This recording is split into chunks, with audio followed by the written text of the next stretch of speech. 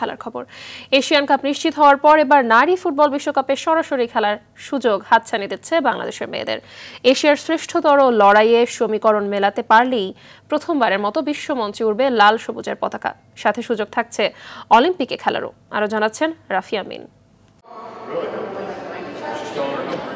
FIFA বিশ্বকাপ এলেই দেশ জুড়ে মেলা বসে বাহারি পতাকার। ফুটবল পাগল দেশের উৎসবের খোরাক হয় ব্রাজিল, আর্জেন্টিনা, যেখানে নিজ দেশকে দেখা রূপকথার মতোই।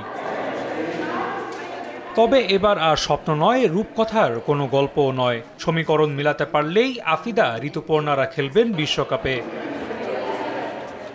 বুধবার এএফসি এশিয়ান কাপ বাছাইয়ের র্যাঙ্কিংয়ে ৭৩ ধাপ এগিয়ে থাকা মিয়ানমারকে ২-১ গোলে হারিয়ে মূল আসরের টিকিট কাটে পিটার বাটলারের শিষ্যরা।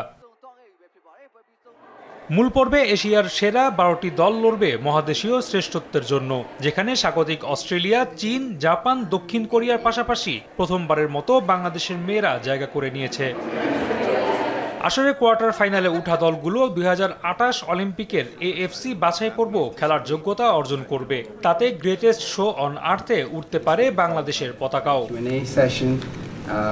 পাশাপাশি দলগুলোর জন্য খোলা হবে ২০২৭ নারী বিশ্বকাপের দুয়ার, যেখানে সেরা ৬ দল সরাসরি বিশ্ব আসরে অংশ নেবে, আর ৭-৮-এ থাকা দলগুলো খেলবে আন্তঃমহাদেশীয় প্লে অফ। ফলে আপাতত শুধুই অপেক্ষা।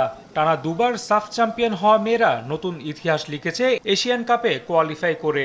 তবে বাংলার মেয়েদের এবারের লক্ষ্যটা আরও বড়, আরও মর্যাদার।